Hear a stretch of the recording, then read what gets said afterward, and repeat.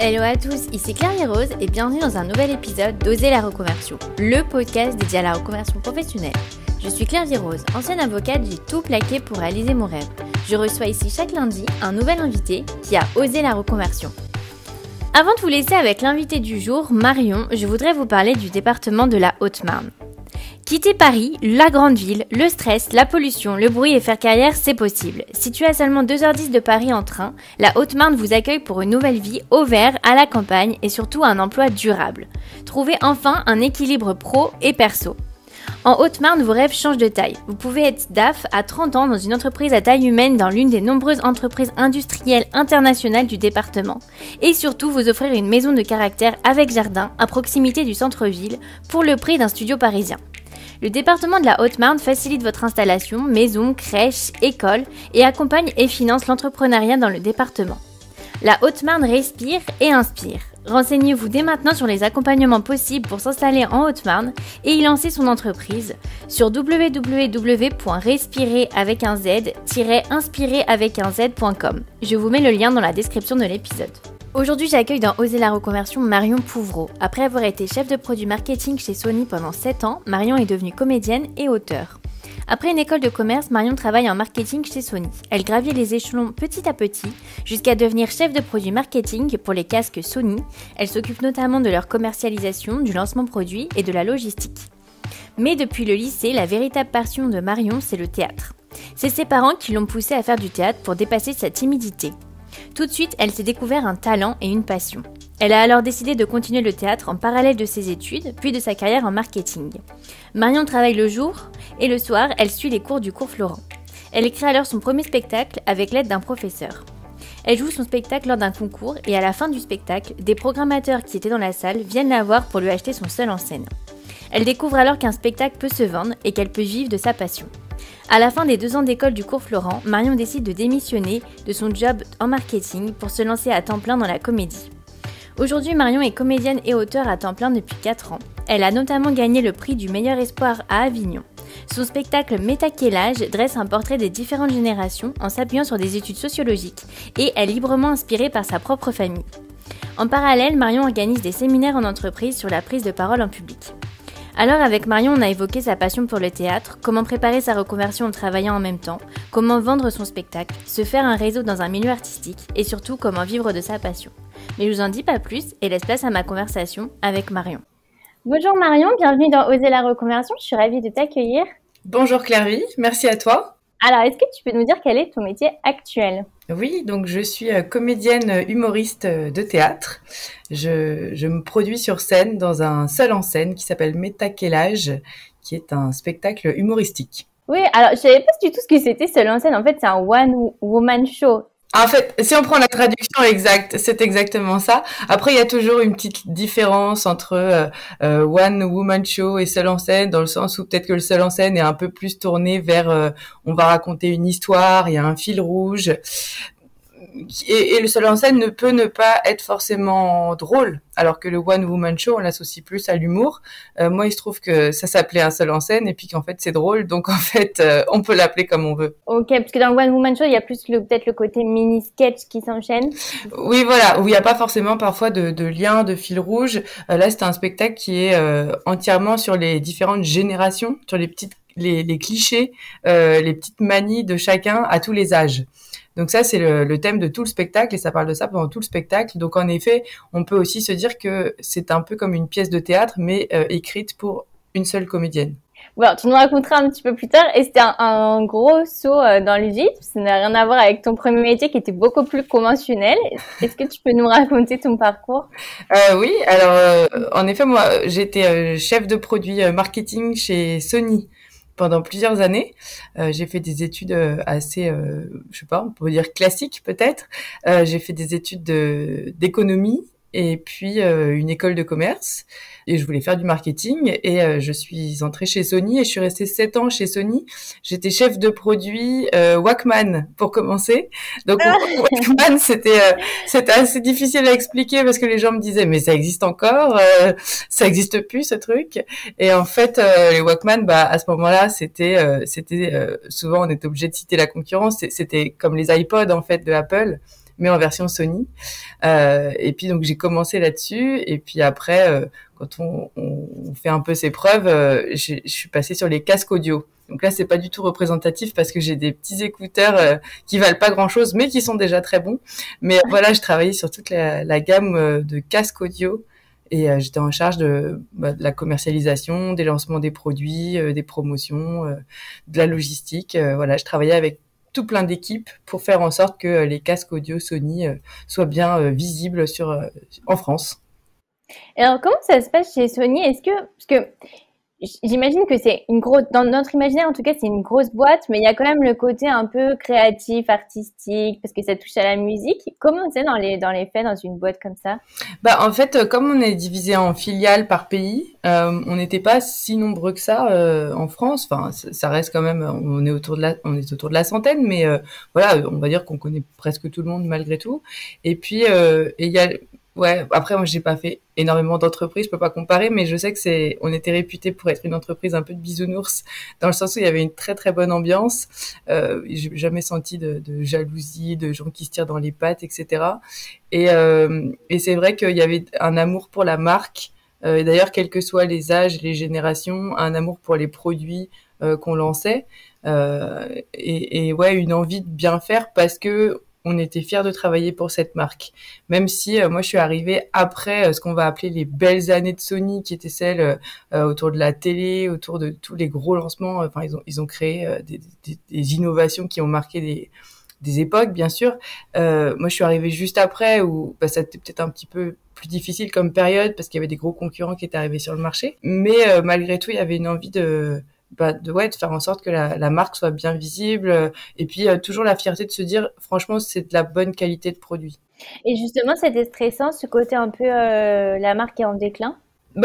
Quand t'as pas connu avant, je pense que ça va mieux. Je sais que quand je suis arrivée, il y avait toute une partie de personnes qui avaient connu avant, et là c'était difficile parce que voilà, c'est le fameux c'était mieux avant. Et quand t'es petit nouveau, t'as pas forcément envie d'entendre ça parce que pour la motivation, pour l'optimisme, je trouve que c'est pas ce qui est le plus positif. Et petit à petit, forcément, ça se renouvelle, les équipes se renouvellent. Et non, on se fixe de nouveaux objectifs, on a des nouveaux produits, si on est chacun, voilà, avec des objectifs clairs, justement, c'est assez aussi challengeant de se dire il faut remonter une pente. Et puis moi, pour ma part, par exemple sur les casques audio, c'était un délice, ça marchait en plein boom, en pleine croissance, avec des innovations tous les 3 mois. Enfin, ouais, c'était très très enrichissant. Et comment tu t'es retrouvée à faire du marketing? En fait, c'est quoi? C'est au lycée qu'on doit trouver ce qu'on doit faire. Et puis, alors moi, dans mes rêves, je savais déjà que je voulais faire. Alors à ce moment-là, c'était pas du théâtre, c'était plus du cinéma parce que je connaissais pas trop la partie théâtre, je pense. Moi, je m'étais déjà dit, je veux faire du cinéma. Enfin, c'était mon rêve. Alors c'était un peu un rêve, comment dire, basé sur des images qu'on voit à la télé, quoi. C'était un peu, je voulais être Angelina Jolie, en fait.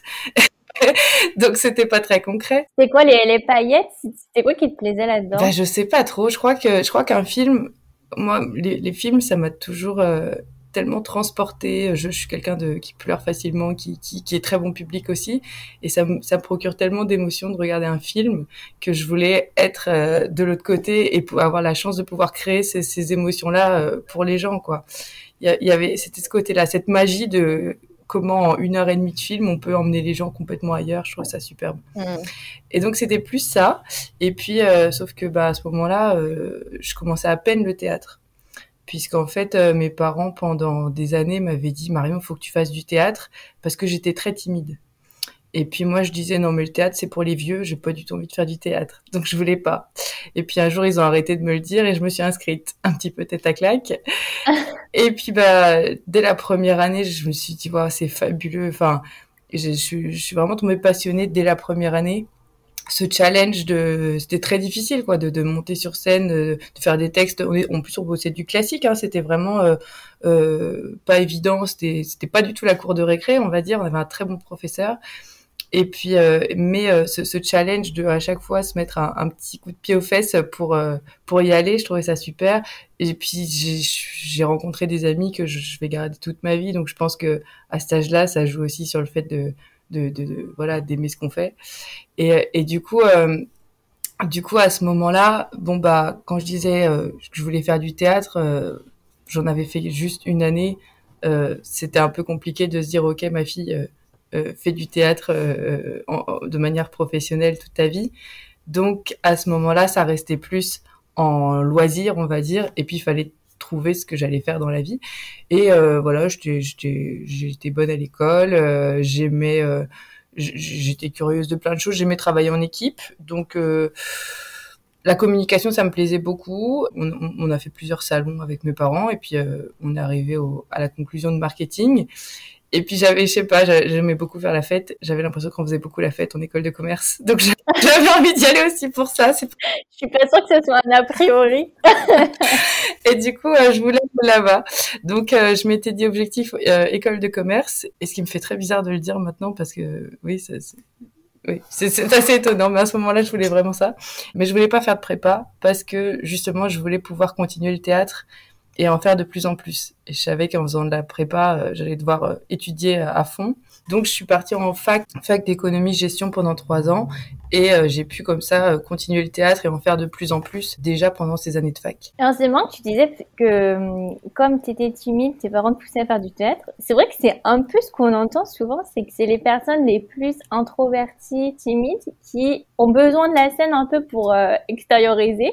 Est-ce que c'est vrai? C'est quel type de personnes qui font du théâtre? J'ai pas fait une étude sur tout le monde, mais en tout cas, c'est vrai qu'on dit que le cinéma ou le théâtre est rempli de timides. Oui, parce qu'en fait, on nous laisse un espace de création. Bien sûr, ça fait très peur, mais quelque part, on nous donne la parole. Moi, je trouve que une fois qu'on est sur scène, évidemment, le trac est énorme. Mais mine de rien, c'est comme si on nous laissait une place pour parler. Donc pour les timides, on se dit ah c'est sympa, on m'a laissé parler un petit moment, je vais en profiter.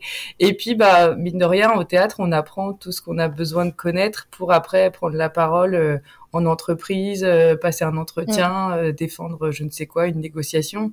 Donc ce sont les mêmes techniques. Donc c'est aussi normal qu'on soit passé par là, qu'on soit rester au théâtre ou juste passer par le théâtre pour autre chose. Dans les deux cas, ça va aider à mieux gérer sa timidité. Est-ce que, je me demande toujours, est-ce que tu as un gros moment de stress au moment où tu passes sur scène et après c'est fini, tu oublies complètement? Ou non, ça dure un petit peu, c'est pas juste le moment de monter sur scène? Alors l'avantage c'est que comme c'est du spectacle vivant, c'est jamais 2 fois la même chose. Donc il y a toujours une peur avant d'y aller.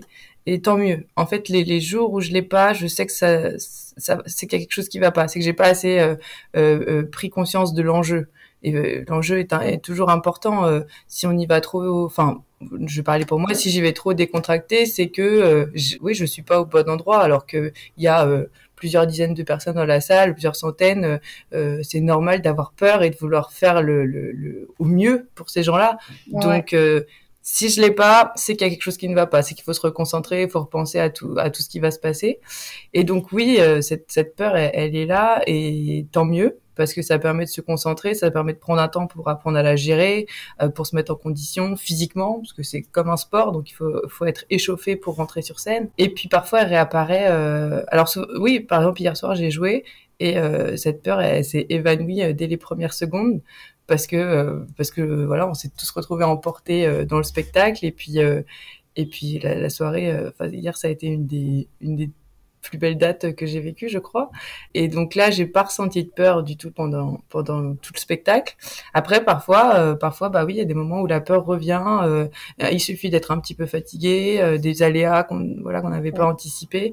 Mais pareil, on apprend à la gérer et à repartir du bon pied plutôt que de se faire manger par cette peur. Après, justement, ça me fait penser ce que tu dis. J'avais lu dans un article qu'en fait, quand on est stressé et quand on est excité de manière positive, en fait, on a la même chose au niveau du cerveau qui se passe. Et donc, souvent, on va se dire, ah, en fait, c'est stressé négatif, mais en fait, ça peut être aussi qu'on est excité, qu'on a hâte. Et donc, finalement, c'est ce que tu dis, c'est que si t'as pas ce sentiment un peu où, bah, finalement, on dit que c'est du stress, mais c'est aussi de l'excitation, bah, du coup, t'es pas à fond, en fait, dans ton spectacle. Complètement. Moi, j'anime des formations de prise de parole en public parce que ça me permet de garder un pied en entreprise et je voulais pas lâcher complètement ce milieu et parce que je trouve ça passionnant d'avoir des gens qui arrivent et qui disent ah moi j'aime pas prendre la parole en public et qui repartent 2 jours après en disant ah j'ai envie de tout faire pour y arriver. Enfin c'est toujours très beau, ça me fait des frissons à chaque fois. Ce qui fait que ça va bien se passer. Ça n'arrive pas tout seul. Donc si on n'a pas l'envie d'y mettre de l'énergie, de mettre tout ce qu'on peut pour que la présentation, le spectacle, l'entretien d'embauche se passe bien, bah forcément ça va moins bien se passer. Il n'y a pas de magie. Donc la bonne nouvelle c'est que concrètement tout le monde peut y arriver. Sauf que si on n'y met pas l'envie d'eux, bah forcément ça va être un peu en dessous quoi. Alors pour revenir à ton parcours, donc tu fais de plus en plus de théâtre et qu'est-ce qui se passe alors? Et donc je fais de plus en plus de théâtre donc quand je suis en études, donc à la fac, en école, et j'ai toujours gardé en fait mes amis et ce cours de théâtre de Bretagne. Moi je suis de Rennes, à côté de Rennes en Bretagne. Et ce groupe de théâtre, c'est un groupe qui est très motivé, qui a envie de faire plus que les cours du vendredi soir qui durent 2 heures. Donc on se met à faire des week-ends entiers de répètes, on participe à des festivals nationaux, toujours en amateur. Hein. Et sauf que petit à petit, bah, on perd des gens parce que il y en a qui font des études à l'autre bout de la France, il y en a qui font des enfants, il y en a qui veulent arrêter. Enfin voilà, c'est la période charnière autour des 20 voilà, de vingtaine d'années où bon bah chacun prend une direction. Donc on se retrouve à être de moins en moins nombreux, mais de plus en plus accros. Motivé. Donc ça c'est pas mal. Et puis bah moi j'arrive à Paris à la fin de mes études pour un stage. Je me retrouve d'ailleurs en coloc avec une de ces personnes qui fait partie de cette équipe de théâtre. Et donc, même si on habite à Paris, on n'est plus à Rennes, on a gardé ce groupe et on s'aménage des week-ends de répète, etc. On se fait des petits challenges de aller, on joue à Paris, etc. Et sauf qu'à un moment, eh bien, on part au Festival d'Avignon en tant que public, voilà, pour aller voir plein de spectacles. Et moi, au Festival d'Avignon, je me dis, mais moi, c'est génial, mais j'ai envie d'être de l'autre côté, quoi. J'ai envie de jouer pendant un mois, tous les jours. Ça a l'air d'être le paradis, cette chose. Et du coup, on en parle avec mon ami, qui est mon meilleur ami. On en parle aux 2 autres personnes avec qui on avait une pièce à ce moment-là. Et puis, bah, les filles, elles nous disent ah bah ouais, mais moi le mois de juillet, je peux pas prendre un mois entier de vacances. Ah bah oui, mais moi, le mois de juillet, je pars en vacances avec mon copain. Et là, je me dis ah, c'est le moment où ça bloque. C'est le moment où moi j'en veux trop. Et puis bah, je peux pas demander à tout le monde de me suivre. Et donc, je me suis dit, il faut que je trouve d'autres personnes qui ont envie d'en faire encore plus et qui vont pas lâcher petit à petit. Et donc, je rentre au cours Cochet à Paris, en cours du soir, parce que à ce moment-là, ça y est, je travaille chez Sony. Donc, je rentre au cours Cochet en cours du soir. Et donc là, à ce moment-là, est-ce que c'est uniquement c'est ma passion, j'en veux plus, ou t'as déjà l'idée de j'ai envie de me professionnaliser? En fait, dans ma tête, depuis le début, je m'étais dit, quand j'aurai la liberté financière, j'essaierai. Je le ferai. Donc à ce moment-là, j'avais pas encore la liberté financière parce que je commençais à travailler, mais je voyais que j'allais pouvoir l'avoir un jour.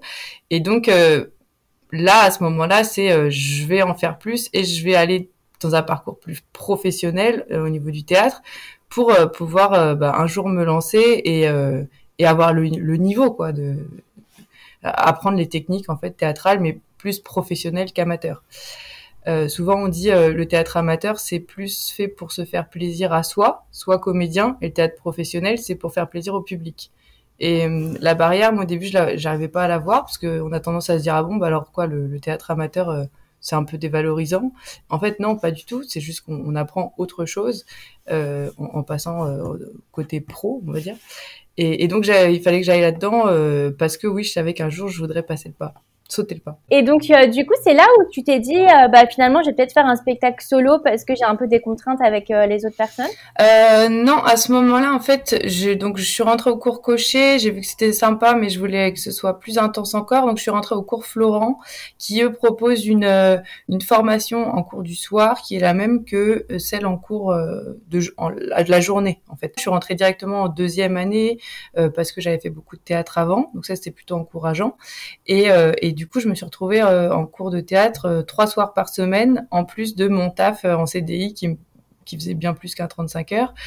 Donc c'était intense, mais c'était magique. Et c'est dans ces cours de théâtre où en fait, on avait un professeur qui nous faisait énormément travailler et qui nous a dit un jour, demain on a cours, mais je ne prévois rien. C'est vous qui venez avec ce que vous voulez et je veux que ce soit complètement autre chose que ce qu'on est en train de travailler. Donc en gros, on avait une nuit pour créer pour le lendemain. Et moi, j'avais pas la journée puisque la journée je travaillais chez Sony. Et donc, toute seule chez moi, je me suis dit, voilà, j'ai pas le temps de faire de répète avec qui que ce soit, j'ai pas le temps d'acheter un décor, de quoi que ce soit. Donc, je suis partie d'un texte que j'aimais beaucoup sur quelque chose qui s'appelait Merci Alfred, qui était une newsletter plutôt humoristique, et j'aimais bien leur façon d'écrire, et je me suis appuyée là-dessus. Et le lendemain, je suis arrivée avec un espèce de sketch sur un sujet sociologique. Ça s'appelait la théorie du restaurant, c'est-à-dire les comportements que les gens ont autour d'une table au restaurant sur qui va choisir quoi pour montrer soit sa supériorité, soit poursuivre parce qu'on veut pas se faire juger, enfin ce genre de choses. Et en fait, j'ai présenté ça le lendemain et ça a très bien pris. C'était un super moment alors que ça faisait très très peur. Et il m'a encouragée à en écrire d'autres. Et donc, je me suis retrouvée comme ça, au bout de quelques temps, à avoir plusieurs petits sketchs autour de sujets sociologiques sérieux, popularisés et rendus accessibles grâce à l'humour, grâce à des objets. Et donc, c'est grâce à ce prof-là, en fait, que j'ai eu envie d'avoir un premier seul en scène. Et c'est lui qui m'a dit, voilà, après, il faut un fil rouge, il faut une histoire pour empaqueter tout ça et en faire un spectacle. Et donc, c'est comme ça qu'est né mon premier seul en scène qui s'appelait On m'a parlé de vous et que j'avais écrit en suivant les indications de ce professeur, mais j'avoue, c'est toujours, les objectifs sont toujours assez inattendus. Moi, mon rêve à ce moment-là, c'était de moi jouer et avoir mon meilleur ami en régie et qu'on fasse 3 dates. Voilà, c'était l'objectif. C'était pas... Et puis en fait, en faisant ces 3 dates-là, je suis passée à un moment à un espèce de concours où on pouvait jouer 10 minutes du spectacle. Et dans ce concours-là, je ne savais pas, il y avait plein de programmateurs et de directeurs de théâtre dans la salle. Et à la fin, donc ça avait très très bien marché. Et à la fin, ils ont été nombreux à venir me dire combien vous vendez le spectacle. Et donc là, j'ai découvert qu'un spectacle, ça se vendait. Je savais pas du tout. Et du coup, je me suis retrouvée en panique à dire je vais réfléchir. Et en fait, j'ai appelé plein de gens pour dire mais ils veulent vendre, ils veulent acheter mon spectacle, je comprends pas, voilà. Et du coup, ce spectacle-là que j'avais écrit pour 3 fois, je l'ai joué, je pense, 70 fois, quelque chose comme ça en tout. Et donc, je me suis dit, mais c'est génial, quoi. En fait, on peut vivre d'un spectacle, c'est complètement fou. Et comment ça se passe justement pour vendre son spectacle? Je voulais te demander un petit peu les rémunérations, parce que c'est vrai que c'est un domaine qu'on connaît pas du tout. Du coup, tu le vends à qui? Est-ce que c'est toujours toi qui joues? Est-ce qu'il y a d'autres gens qui peuvent le jouer? Alors ça, c'est l'auteur qui décide. Donc là, en l'occurrence, moi, je suis auteure et comédienne. Et à date, je n'ai pas mis à dispo mes spectacles. Donc normalement, personne d'autre ne peut les jouer. Si un jour, je veux qu'ils soient ouverts à d'autres personnes, dans ce cas, moi, je toucherai des droits d'auteur. Mais pour l'instant, voilà, c'est pas le cas. En fait, en fonction des lieux, soit ce sont des lieux, tout ce qui est municipalité, centre culturel, tout ce qui est rattaché aux villes. En général, on est sur de l'achat de spectacles. Ça veut dire que ce sont les responsables des affaires culturelles qui vont acheter les spectacles à un montant fixé par la compagnie de théâtre ou par les personnes qui gèrent le spectacle. Et donc c'est un montant fixe. Et dans ces cas-là, c'est la municipalité qui prend les risques, en quelque sorte, et qui doit remplir sa salle pour pouvoir ensuite rentrer dans ses frais. Et ils te l'achètent pour une durée? Pour un nombre de représentations, ouais, c'est ça. Donc toi, en fait, en fonction de s'il y a des gens ou personne dans la salle, ça change rien pour toi. Dans ces cas-là, exactement, moi, ça change rien pour moi, c'est ça. Et ça t'achètes combien un spectacle, justement, quand tu sais à peu près ton premier spectacle? Est-ce que tu peux nous donner une fourchette? En fait, c'est hyper large. C'est hyper large parce que ça dépend de la taille de la salle, ça dépend du prix des billets, ça dépend de si on est dans un festival, si c'est une asso qui gère, si c'est une grande municipalité. Enfin, c'est très très variable. Ça va vraiment du simple au triple.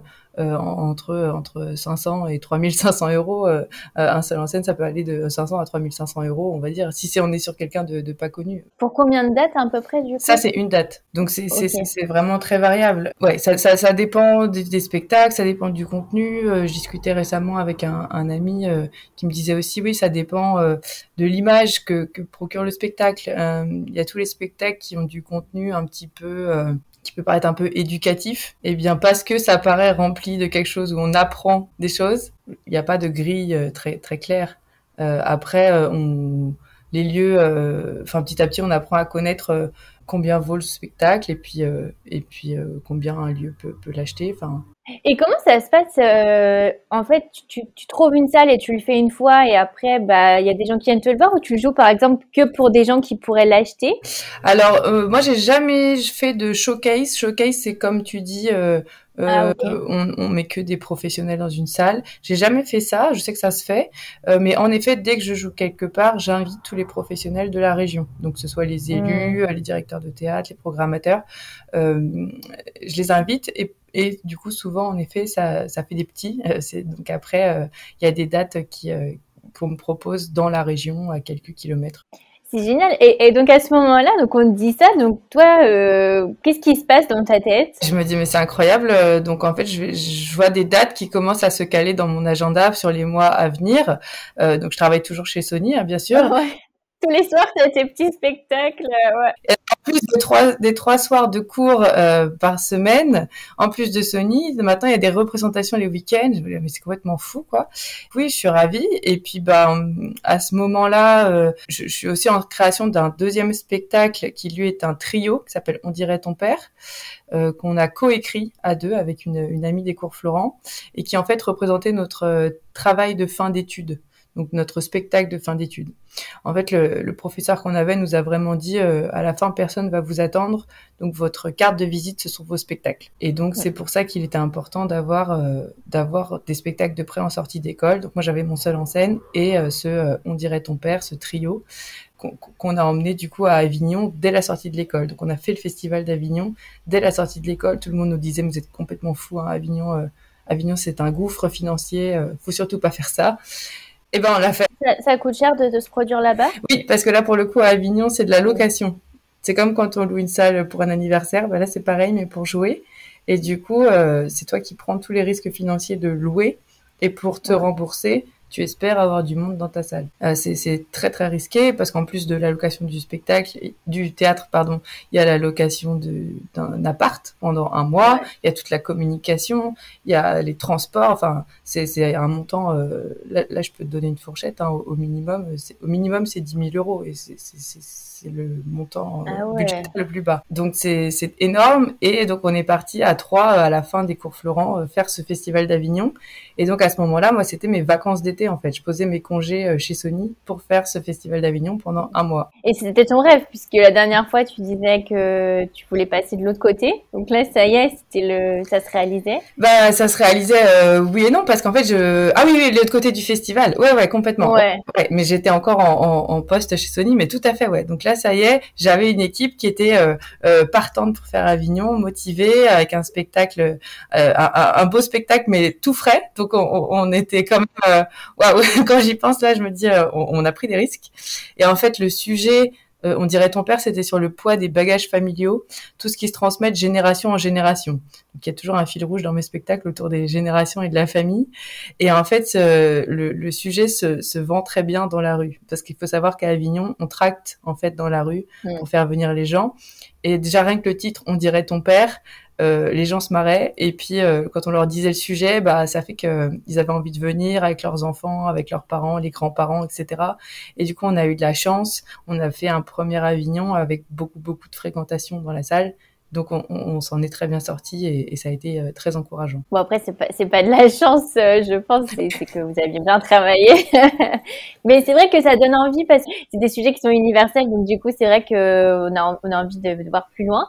Et donc, à ce moment-là, t'as été repéré un peu par des personnes qui étaient à Avignon? Ah bah, à ce moment-là, nous, pareil, hein, je suis un peu une petite pauvrette. Parfois, je me pose des questions, mais parfois pas les bonnes. Et du coup, à ce moment-là, on s'est pas demandé quoi. On s'est pas dit à Avignon, c'est pour être repéré. On s'est dit, on veut juste du public et puis que les gens passent un bon moment. Et du coup, on n'a pas du tout travaillé la partie professionnelle. Donc sur Ouais. place, il y a des gens qui nous ont aidés pour nous ramener de la presse, même un peu des programmateurs, mais on n'avait pas du tout anticipé cette partie-là. Donc ce premier Avignon n'a pas été fait pour ça. Après, on a eu quelques pros, hein, mais voilà, on va dire que c'était le tout début. Et par contre, on y est retourné l'année d'après avec cette fois une équipe pour ce qu'on appelle la diffusion, c'est-à-dire trouver des dates pour le spectacle. Donc faire venir des professionnels qui vont voir le spectacle pour ensuite peut-être le programmer dans leur lieu. Et donc là, après, oui, en un an, on avait appris comment ça se passait. Et l'année d'après, on était à la fois là pour le grand public, mais aussi pour la partie pro. Là, c'est des sortes d'agents, en fait, qui mettent en contact. Moi, on appelle ça des chargés de diffusion, donc des personnes qui vont utiliser leur base de données, voir où le spectacle pourrait plaire, enfin dans quelle programmation artistique il pourrait rentrer, contacter les professionnels, les faire venir, dire que le spectacle existe, et puis faire en sorte qu'on se trouve après pour avoir des dates. Oui, parce que c'est vrai que même au-delà du fait qu'ils ont leur réseau, toi déjà tu dois préparer tes spectacles, jouer, donc t'as pas forcément le temps même de s'occuper de toute cette partie-là. En fait, ça se construit petit à petit. Moi, je vois actuellement sur Métaquelage, sur mon seul en scène actuel, le reste de l'année, c'est moi qui fais la partie diffusion. Parce que petit à petit, tu te construis un réseau, petit à petit, tu comprends un peu les lieux où tu peux proposer, les lieux où c'est pas la peine parce que ça rentre pas dans le programme. On aime ou on n'aime pas, moi je trouve ça hyper intéressant parce que c'est quelque part un peu du marketing où le produit c'est mon spectacle. Et par contre, à Avignon, en effet, tout le monde est sous l'eau, on est occupé 24/24, donc oui, on n'a pas envie de se mettre derrière un ordinateur à faire de la relance alors qu'il fait 35 degrés. Donc à Avignon, j'aime bien être bien entourée. Et pour revenir au cours Florent, donc tu as fait l'école pendant combien de temps? Du coup, j'ai fait 2 ans. 2 ans au cours Florent, pendant lesquels, du coup, évidemment, on a beaucoup travaillé et créé le premier seul en scène, On m'a parlé de vous, et cette comédie, On dirait ton père. Et en sortant donc des cours Florent, bah là justement le risque, ça aurait été qu'il y ait un petit passage à vide d'un coup, qu'est-ce qui se passe? J'avais très peur en fait de repartir dans une routine de je suis toujours chez Sony, j'ai fait les cours Florent et alors maintenant qu'est-ce qui va se passer? Parce que certes, j'avais ces 2 spectacles là, mais comme j'avais pas encore énormément de temps à leur accorder pour justement chercher des dates, etc. J'avais peur que tout s'essouffle en fait. Donc c'est là où en sortant des cours Florent, je me suis dit l'étape d'après, forcément, c'est de quitter Sony et de vraiment m'investir pour ces spectacles qui existent et ne pas perdre du temps et ne pas oublier tout ce que j'ai appris pendant ces 2 années d'école. Donc, c'est ce qui s'est passé 1 an et demi après. 1 an et demi après la fin des cours Florent. C'est là où je suis partie de chez Sony, en 2018 en fait. Juste pour revenir au cours Florent, est-ce que c'est quelque chose c'est combien à peu près le prix? Est-ce que tu recommandes Ouais, ça doit être assez cher quand même. Ouais, c'est pas donné. En fait, enfin non, je vais pas dire toutes les écoles, il y a des écoles moins chères que d'autres. Moi, en toute franchise, j'ai fait les cours Florent parce que c'était la seule école qui proposait des cours du soir au niveau des cours proposés en journée. Souvent, les cours du soir sont des cours amateurs et je voulais surtout pas ça. Donc c'est pour ça que j'ai fait les cours Florent. Donc j'avoue que mon benchmark a été vite fait en fait. Donc je saurais pas dire quelle est la meilleure école, etc. Après, ce que je savais en allant chez Florent, c'est que c'est une énorme usine et qu'il fallait pas attendre qu'on vienne nous repérer ou voilà que quelqu'un nous prenne par la main. Moi, ce que je trouve intéressant dans ces cas-là, c'est justement d'arriver à se construire un parcours, de se créer des spectacles pour être prêt, alors que oui, nous sommes très très nombreux. On peut très bien passer 2 ans en ne faisant absolument rien et en restant au fond de la salle et en apprenant rien du tout. Donc c'est à soi de se bouger, mais c'est comme ce qu'on faisait à la fac. À la fac, c'est pareil. À la fac, si tu cherches pas à avancer, tu restes dans un coin. Et tu le recommandes après coup à quelqu'un qui voudrait se lancer? Moi, ça aide. Ouais. Alors, c'est vrai que souvent, on n'est pas tous d'accord. Moi, je le recommande parce que justement, j'ai eu en particulier un professeur qui nous a vraiment dit que ce qu'allait jouer surtout, c'était le travail. Et moi, je me suis très bien reconnue là-dessus. Je pense pas que j'étais quelqu'un avec un talent au-dessus du lot, etc. Absolument pas. Et donc, je trouve ça hyper rassurant de se dire que c'est le travail qui peut aider à créer de jolies choses. Donc ce prof, il était pragmatique et ça m'a vraiment parlé et ça nous a motivés. Enfin moi, ça m'a motivé à créer en effet des spectacles, à avancer. Donc pour ça, ouais, moi je recommande vraiment cette partie où tu sors en te disant bon bah au boulot quoi. C'est pas en un claquement de doigts, c'est au boulot. Et tant mieux parce qu'on sait qu'il faut travailler pour que ça marche. C'est vrai que dans les milieux artistiques, on a toujours l'impression que on a toujours eu ce talent en nous, ou que depuis tout petit, il jouait la comédie, tu vois, le côté très inné, c'est vrai que c'est un peu l'a priori qu'on a. Et donc, quand tu as quitté Sony, ça a été, qu'est-ce qui s'est passé? Est-ce que tu as eu un événement particulier? C'est quand même 1 an et demi après avoir fini le cours Florent. C'était quand même il s'est passé quand même pas mal de temps. Qu'est-ce qui s'est passé pour que tu te dises, bon, ça y est, là, c'est bon, j'y vais vraiment? On va dire qu'il y a eu 6 mois de réflexion et bon, maintenant, qu'est-ce qu'on fait? Et au bout de 6 mois, après, je vais pas rentrer dans les détails, mais en gros, je me suis dit, il faut que je trouve une porte de sortie. On s'est mis d'accord avec Sony pour que je parte, au bout de 6 mois, sauf que moi, je voulais surtout pas partir en mauvais termes, etc. Donc, ils m'ont dit, est-ce que c'est OK si par contre, tu nous laisses un peu de temps. Du coup, il s'est écoulé d'autres mois après. Alors oui, c'est peut-être pas 1 an et demi, c'est peut-être 1 an et 3 mois. Et pendant ce temps-là, moi, je continue aussi à jouer sur mes spectacles en parallèle. Et quelles ont été les réactions de ton entourage? Comment ça a été pris? En fait, j'avais déjà parlé de cette envie de partir 2 ans avant, au moment où je me suis inscrite au cours Florent. Au début, j'avais dit, je ferai les cours en journée et puis et donc, il faut que j'arrête de travailler à côté parce que ça va pas passer. Donc, j'avais fait peur à tout le monde à ce moment-là. Et donc là, ça avait été très, très, très, très tendu parce que à ce moment-là, en gros, c'était partir, ne plus avoir de revenus du tout et partir pour en plus payer une école qui allait de nouveau coûter cher. Donc, c'était risqué. Finalement, les cours du soir ont fait que j'ai attendu un peu avant de partir.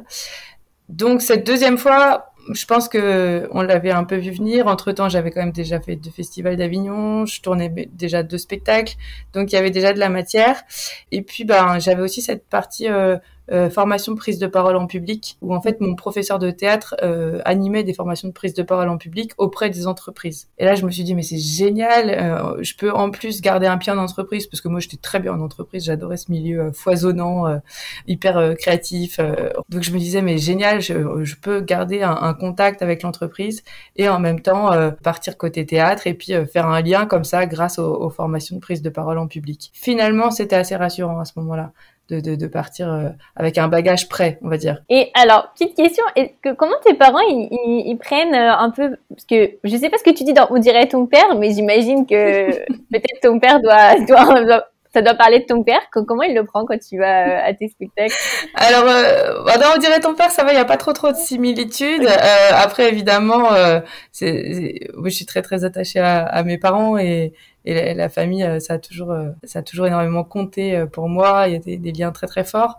Donc évidemment, ce n'est pas un hasard si j'ai écrit sur ce sujet-là. Quand ils sont dans la salle, c'est d'autant plus émouvant, on va dire, et il se passe de belles choses. Après, là, sur Metakelage, donc mon seul en scène actuel, là, oui, clairement, ils se reconnaissent. On va dire qu'il y a toute une partie qui a été librement inspirée de mes parents. Et non, c'est drôle. C'est drôle parce que du coup, même leurs amis les reconnaissent. Mais c'est un petit clin d'œil et tant mieux. De toute façon, tout ce qu'on écrit. Ils le prennent bien. Ouais. Il y a rien de méchant. C'est de la taquinerie et de toute façon, je m'inspire de ce que je vois. C'est que du théâtre d'observation. Donc, je m'inspire de ce que je vois. Donc, forcément, dans ce que je vois, il y a la famille. Ouais, oui, parce que je me dis, pour tes parents, de passer d'un métier plus conventionnel à auteur, comédienne et en plus écrire sur eux, tu vois, je me dis c'est peut-être pas été évident pour eux à vivre. Alors là, par contre, sur eux, vraiment, là, il y a pas de problème là-dessus. Sur le fait de changer de métier, en effet, forcément, ça fait peur. Enfin, c'est vraiment parce que ça fait peur et parce que absolument personne dans ma famille n'est dans ce milieu. Donc, quand on connaît pas, on s'imagine tellement de choses, on a des a priori. Donc, forcément, oui, c'est pour ça que même s'ils m'ont toujours poussée petite à faire des activités créatives, à faire de la scène, du théâtre, du chant, de la musique, etc. Et d'ailleurs, un grand merci pour ça, parce que sinon, je serais pas là où j'en suis. On n'avait jamais envisagé, en effet, que ce soit un métier à part entière. Donc forcément, ça fait peur et qu'ils se disent, mais voilà, petit à petit, ils voient que voilà, il y a des spectacles qui se vendent, qu'il y a les formations. Au pire, voilà, par exemple, pendant le Covid, quand il y avait plus du tout d'activité artistique, eh bien, il y avait toujours cette partie formation. Au final, j'ai envie de dire, je prends pas de risque particulier, pas plus que quelqu'un d'autre. Et puis, au pire, du pire, je trouve qu'actuellement, on a quand même la chance de ne pas être obligé de rester toute sa vie dans la même entreprise. Au contraire, ça se revend très bien le fait d'avoir développé différentes activités. Et là, ce que je vis actuellement, c'est comme si j'avais lancé une entreprise quelque part. Donc, si un jour ça s'arrête, ben, je sais que ça se revendra très bien auprès d'une entreprise chez qui je pourrais de nouveau devenir salarié, s'il faut. C'est toujours mon côté pragmatique, peut-être, qui les a rassurés, de se dire que je suis pas en train de rêver, je m'appuie sur des aspects concrets qui fonctionnent. Oui, alors parce que c'est vrai que tu en as parlé un petit peu rapidement. Donc toi, tu es à la fois auteure comédienne et aussi coach en communication entreprise. Donc tu organises des séminaires dans les entreprises. Est-ce que pour toi, c'est indispensable d'avoir un côté peut-être plus sérieux comme ça en entreprise pour pouvoir vivre de sa passion et être peut-être plus stable? Indispensable, pas forcément, mais en fait, ce que je ne fais pas dans le métier de comédienne, c'est que je fais pas du tout de casting. Ouais. Voilà, Pour des pubs ou... oui, ou pour d'autres projets de théâtre ou Mm. pour du cinéma, j'en passe absolument pas. J'ai un book photo qui date d'il y a 3 ans, c'est n'importe quoi. Enfin, j'ai pas du tout de matériel pour faire ça et je crois que ça me fait très peur aussi. Et puis comme j'ai la chance d'avoir des dates de tournée qui tombent régulièrement, finalement, je suis pas très disponible pour les d'autres projets. Donc cette partie-là, je m'appuie pas là-dessus. Donc ce qui fait que pour pouvoir vivre uniquement de ce que je crée, en effet, la partie formation à côté, ben c'est un bon complément parce que ça me permet voilà d'accepter des dates là où j'ai envie de jouer et puis bah s'il y a un mois où c'est plus calme et ben c'est pas grave, j'ai toujours cette autre partie, sachant que cette autre partie pour moi c'est pas un métier alimentaire, c'est passionnant, c'est vraiment passionnant d'aller former des gens sur tout type d'univers, tout type de métier et d'aller leur donner envie de prendre la parole et de mieux vivre des réunions, des conférences. Franchement, on devrait tous apprendre ça à l'école. Bah alors justement, c'était ma question. Quel conseil tu donnerais justement pour quelqu'un qui a peur de parler en public, comment surmonter son trac? La bonne nouvelle, c'est vraiment que les techniques concrètes existent. Donc, en général, en formation, je commence toujours par dire on va enlever tous les mots de il faut gagner en confiance en soi. C'est beaucoup trop flou. Concrètement, qu'est-ce qu'on fait? Ouais. Voilà.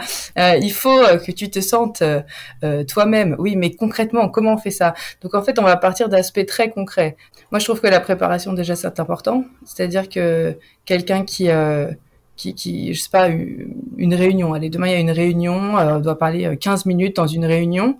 Si on veut que ça se passe bien, déjà faisons tout pour que ça se passe bien. Et au niveau du contenu, de la structure, de ce qu'on veut raconter, il faut que ce soit clair. Alors ça veut pas dire faire un beau PowerPoint parce que le PowerPoint n'est pas pour l'orateur, mais il est pour le public. Mais ça veut dire un papier, un crayon et concrètement qu'est-ce que je dois raconter, quel est l'objectif de ma prise de parole, pourquoi je parle 15 minutes, qu'est-ce que je veux que les gens retiennent le diviser en plusieurs parties pour que ce soit clair, parce que le public, il faut le prendre par la main pour lui dire on va parler de ça, ça, ça, pour pas le perdre. Et rien qu'un contenu structuré et clair, déjà rien que ça change la vie, puisque la plupart des prises de parole ne sont pas claires. Et souvent on nous dit mais pourquoi on est là déjà? C'est que l'objectif n'est pas clair. Peut-être aussi, c'est vrai que maintenant qu'on en parle, le faire une fois à l'oral. Tout à fait. Quand j'étais avocate, je faisais ça, en fait, je le disais une fois à l'oral parce que de s'entendre le dire une fois tout seul et que la première fois tu le dis, ça soit pas devant tout le monde, c'est bien, je trouve, d'avoir ce côté-là. Complètement. Et puis après, ça va être au niveau du corps, même si ça fait très peur, eh bien, faut pas que ça se voit. On va pouvoir créer l'illusion, quelque chose de tout bête. On va éviter de se balancer sur sa chaise. Si on parle en étant assis, on va éviter de se balancer à gauche et à droite sur sa chaise, parce que ça veut dire bon, je vous parle, mais j'y crois pas. Voilà. Après, au niveau du physique, on va essayer de pas se trahir, et ce qui fait que ça va donner confiance à ceux qui nous écoutent et ça va augmenter notre confiance en nous. Pour revenir à ta carrière, donc toi, tu disais que tu voulais, quand tu étais plus jeune, faire du cinéma. Est-ce que ça reste toujours un rêve? Qu'est-ce que c'est pour toi ton plus grand rêve professionnel?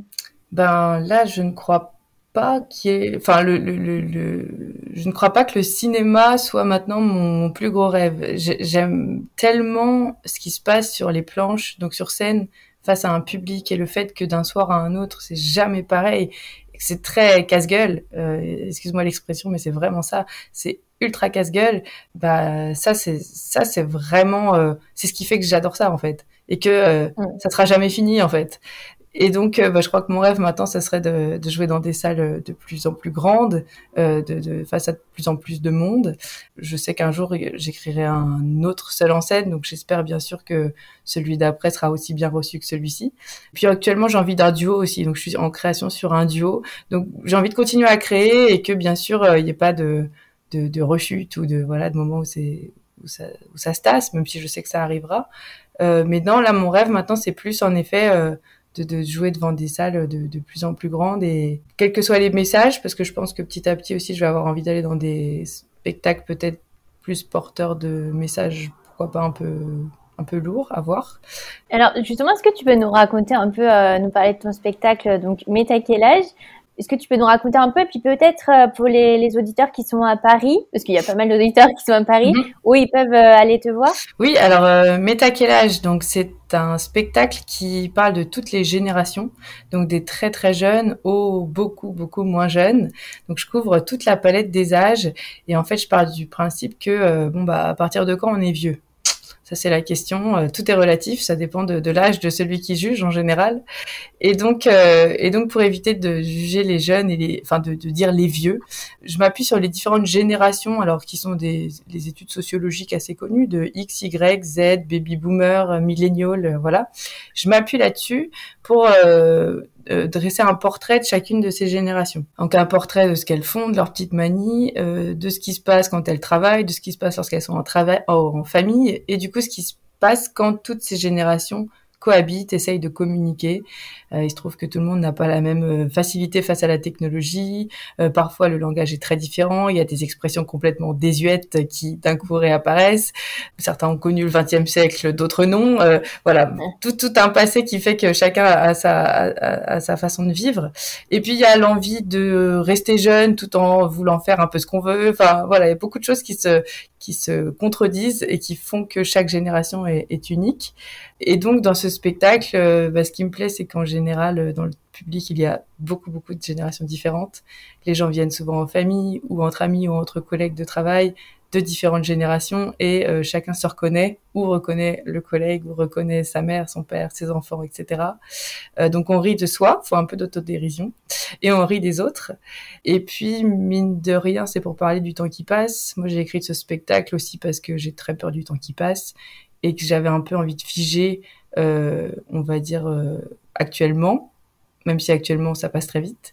Donc le côté, j'ai écrit ce spectacle avec des grands-parents toujours en vie, et puis petit à petit, ils disparaissent les uns après les autres. Donc ça marche pas de figer le temps, je le sais, mais au moins je me dis qu'en le mettant dans un spectacle, ça évite d'oublier, et puis ça permet d'en parler de ces générations qui nous ont fait grandir, etc. Et donc je le joue actuellement tous les jeudis à Paris, dans le 11e, à la Folie Théâtre. Ça s'appelle, c'est un joli théâtre qui existe depuis plusieurs années, au métro Saint-Ambroise. Et tous les jeudis à 21h, j'ai la chance d'avoir une super jolie salle qui est très conviviale, qui se remplit très bien. En plus, je suis très contente, jusqu'à fin avril, donc tous les jeudis à 21h. Alors, je mettrai les liens pour que les auditeurs puissent venir te voir. Alors, dernière question, c'est sur la question que je pose à la fin. C'est quoi pour toi une reconversion réussie ? Reconversion réussie, pour moi, c'est déjà d'être heureux.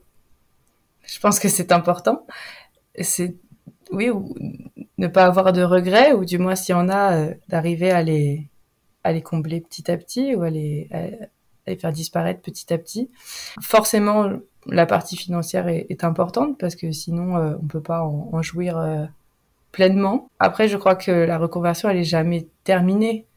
Donc peut-être que avec tout ce que j'apprends là actuellement, peut-être que un jour je prendrai un autre tournant en utilisant ce que j'ai. Enfin, donc c'est aussi le fait de se dire en fait on peut tout faire. C'est ça qui est génial, c'est de se dire à tout moment on peut changer de cap, on peut prendre des risques et tant mieux.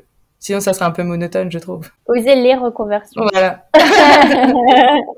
En fait, je pense qu'une fois qu'on se rend compte que c'est possible de changer de direction, il y a un côté un peu et excitant où on se dit en fait on peut tout faire et c'est vrai qu'après du coup il y a plus de limites. Tout à fait, c'est exactement ça, c'est encourageant, ça permet aussi on parlait de peur tout à l'heure pour prendre la parole, il y a aussi la peur de le changement, on a tous peur du changement et une fois qu'on l'a fait, on se dit en fait je risque pas grand-chose. Si c'est travaillé, si c'est pensé, réfléchi, souvent aussi il faut être bien accompagné, il faut avoir des gens qui nous encouragent évidemment. Ça vaut tellement le coup de prendre le risque. Et d'oser. Exactement. Un grand merci Marion. Donc je mettrai tous les liens de tes réseaux sociaux, ton site internet et puis aussi pour prendre les billets pour aller te voir. Vraiment merci beaucoup pour tout ce que tu as partagé. Merci à toi, c'est très sympa. Merci beaucoup. Et voilà, fini pour aujourd'hui. Cet épisode est rendu possible grâce au soutien du département de la Haute-Marne. Renseignez-vous dès maintenant sur les accompagnements possibles pour s'installer en Haute-Marne et y lancer son entreprise sur www.respirer-inspirer.com. Je vous mets le lien dans la description de l'épisode. Si vous avez aimé l'épisode, n'hésitez pas à en parler autour de vous et à partager l'épisode sur les réseaux sociaux pour aider un plus grand nombre à oser la reconversion. Si vous voulez prolonger la discussion, rejoignez le groupe Facebook du podcast, je vous mets le lien dans les notes de l'épisode. Ensuite, si vous cherchez toutes les notes avec les références, allez dans le détail du podcast. Si vous souhaitez devenir annonceur, me proposer un invité ou me poser vos questions, je serai ravie d'y répondre sur Instagram ou sur YouTube sous le pseudo Claire Virose ou par mail à l'adresse clairevirose@gmail.com.